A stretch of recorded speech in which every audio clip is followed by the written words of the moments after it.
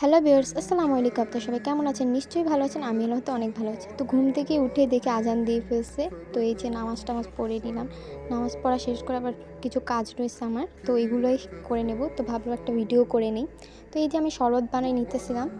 শরবতটা কালারটা অনেক সুন্দর হয়েছে। যেহেতু পরিবারের ছোট মেয়ে, তো শরবতের দায়িত্ব আমাকেই দেওয়া হয়েছে। শরবত বানানো শেষ। এবার আমি পানি নিয়ে নেব। এই যে পানিগুলো এবার নিয়ে এলাম। তারপর খেজুর ধুয়ে নেব আর কি। এই যে খেজুর ধোয়া শেষ। খেজুরগুলো ধুয়ে নিলাম।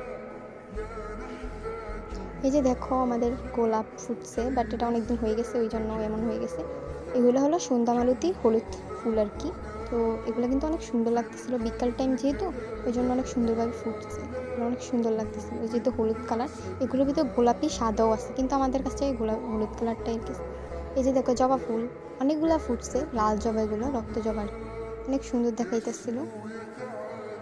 এই দেখো আমার কবুতরগুলা কত কিউট লাগতেছে না, ওদেরকে অনেক সুন্দর লাগতেছে। দেখো কি করতেছে। এগুলো এখানে শসা কেটে নিলাম, পেয়ারা কেটে নিলাম আর কি। এগুলো কাটা শেষ। এবার এই যে দেখো এখানে আজকে আমাদের নুডলস রান্না হয়েছে।